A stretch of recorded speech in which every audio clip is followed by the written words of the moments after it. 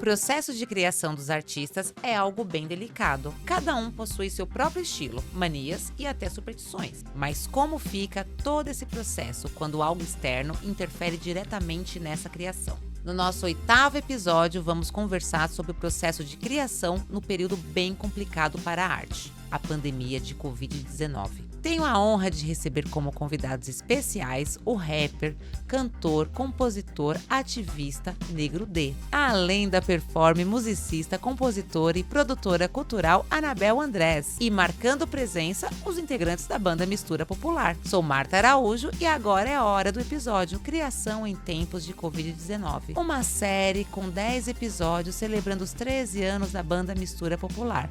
Muito obrigada pela presença de vocês. Para a gente iniciar esse episódio, vamos pensar de agora lá para trás. Como estão os processos criativos de vocês nas composições hoje? Hoje eu tô falando bastante de relacionamento, de empatia, um lado mais afetivo, né? Acho que de uma forma positiva, tô conseguindo abordar muito mais temas, né, de uma forma mais relevante.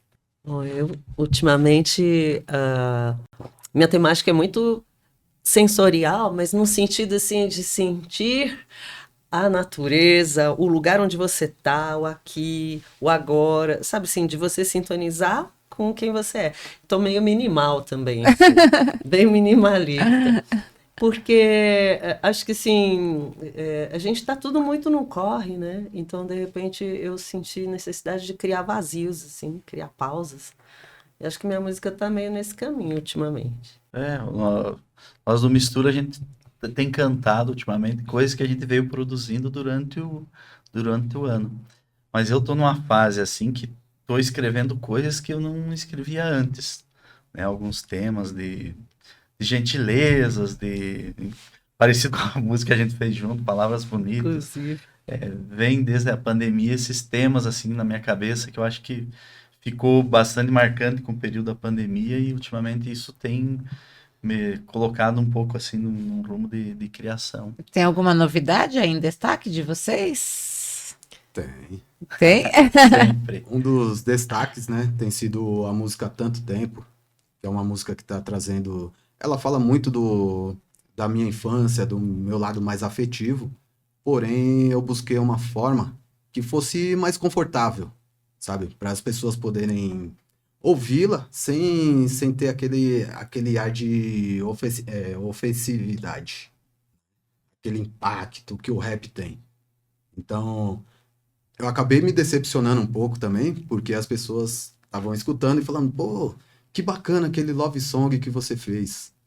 Tipo assim, é uma letra que conta uma história. Uma letra que conta uma história e, inclusive, essa história é muito pesada. Entende? Só que ela ficou tão leve que as pessoas estavam entendendo como uma música de amor. Inclusive, eu fui questionado quem era a mulher da música. Só que depois eu expliquei tudo direitinho. E hoje as pessoas estão conseguindo entender melhor, até pelas participações que a gente está tendo, entrevistas, algumas coisas assim, e a gente consegue falar a respeito da letra da música. Eu tenho um trabalho com um grupo chamado Vozes Bugras, e a gente lançou um single no começo do ano, Caboclinha. A gente tem muito esse trabalho com a pesquisa das raízes da cultura brasileira, assim, né? Então, Caboclinha é meio que uma homenagem a todo esse universo mágico, caboclo e tudo, né? Uma homenagem, um mergulho, né? A letra da Anunciação. E a gente está para fazer uma outra que é uma homenagem também para o pai Euclides, lá da Casa Fante Achante, né? Que a gente está finalizando isso aqui. E fora isso, tem um outro trabalho que chama Duas Beiras das Barrancas do Velho Chico, as margens do Rio Pinheiros, que eu faço com a Priscila Magela. E a gente fala desse universo das águas, né? Da força dos rios, do quanto está sendo cruel com as águas do planeta, né? Esse momento que a gente vive e consequentemente, das águas da gente, né? Que a gente é água. E é isso, e tem as nossas canções. Eu estou com um projeto assim de fazer algumas coisas de parcerias que vieram, principalmente na pandemia, né? Desde a pandemia. E uma das pessoas com quem eu compus um tanto lá foi Jadir, né? Eu estava querendo muito botar também isso, fazer uma publicação aí. Palavras Com bonitas, essas né, coisas- que vocês compuseram Palavras juntos. bonitas. Fizemos Mas as fizemos arpilheiras, aí as você e o Turcão arpilheiras. também. 14 de março. 14 eu de março. adoro. Teve uma do Grito, a gente também fez. Gritos excluídos. Ultimamente, no Mistura, a gente tem cantado várias coisas que a gente fez no período da pandemia. Tem uma música que agora, a gente está começando a tocar muito nas nossas apresentações, até tocamos ela terça-noite, a gente estava num show, e que é um reggae, às vezes a gente faz dançante, que é Arco-Íris. A gente fez meio nessa questão dos LGBT e tal, e né, tem vários significados, a gente tá cantando ela, é uma música que a gente tem gostado muito. Ainda nem não gravamos, só estamos fazendo nas apresentações algumas músicas. A pandemia, na verdade, foi um tempo que vocês conseguiram compor, produzir, acho que tiveram um tempo maior para refletir, para pensar, não sei. Foi isso? Como que foi essa percepção enquanto compositores? Durante a pandemia, eu não tive esse tempo de reformular tudo, mas foi uma coisa que acabou acontecendo ao natural. Era tanta correria que a cabeça não parava. Era o tempo todo criando estratégia, criando uma forma de fazer com que o trabalho fosse menos bruto no dia seguinte. Então eu já estava pensando no trabalho do dia seguinte. Então, bem pouco tinha esse tempo aí para poder amadurecer a música. E acabou amadurecendo dentro de um processo natural. Hoje eu vejo as minhas composições muito mais completa, mais complexa, assim, mais reformulada do que era antes da pandemia. Antes eu fazia aquele rap cru. Hoje não. Hoje eu consigo tá entrando em bares onde só eram tocado MPB e levar o rap para lá. Mudou seu processo de criação na pandemia, Anabel?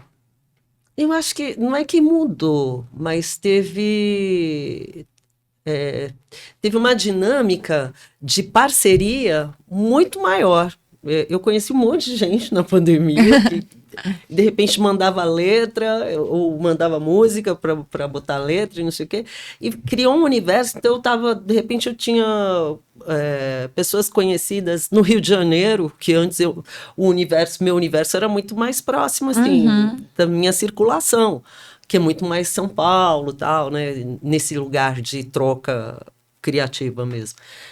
Então, de repente, tinha um povo do Rio de Janeiro, tem um amigo querido, assim, que eu tenho feito bastante coisa com ele, que é o Fred Dutra. O pessoal do Sul, enfim, né, foi criando outras pontes, né, e eu achei muito interessante. E eu tinha acabado de lançar meu álbum solo, que é Além da Expansão dos Desertos, falando disso. Tinha acabado de lançar esse álbum e estava lendo Ideias para Adiar o Fim do Mundo, do Krenak, que era tudo falando disso, né, cara? Como que a gente, de repente, quando chegou o fim do mundo. O fim do mundo chegou. E eu estava lançando, assim, uma semana depois, o álbum. Tava super lancei atual. Digital, super. Aí eu fiquei muito na função também de divulgar esse trabalho, mas foi criando um outro movimento de parcerias que foi muito rico, assim, porque né, a gente ficava tentando imaginar como chegar nas pessoas, de que maneira transformar aquilo para além daquele sofrimento e daquele absurdo que a gente estava vivendo com o negacionismo que a gente viveu. Né? Então, Mudou a temática? Quando você criou na pandemia, você acha que teve alguma alteração dentro da sua temática de composição? Eu acho que sim, por causa das parcerias, né? Eu acho que foi bastante para esse universo das encantarias, por um lado, e também foi bastante para esse universo dos sentimentos, das emoções, das aproximações das pessoas e tal. Foi por um lado afetivo, mais lírico, vamos dizer, em vez de ser aquela coisa meio épica que eu gosto, né? Épica social, blá, blá, blá. Eu acho que ele foi por um lado um pouco mais lírico, talvez. Não sei se é exatamente lírico, mas encantarias também. Como impactou isso, a questão da produção musical, a questão da distribuição, da gravação de vocês na pandemia? Como vocês estavam produzindo e distribuindo essa produção. Teve algum impacto nesse sentido? No meu caso, assim, eu tinha aquilo que eu contei, né? Tinha acabado de lançar o álbum. As Bugras também, a gente tinha acabado de lançar um single, que é o Confraria das Bruxas. E aí, a gente ficou procurando meios de difundir, mas a gente não tem uma produção assim que sabe, que tem os canais de difusão para chegar não sei aonde.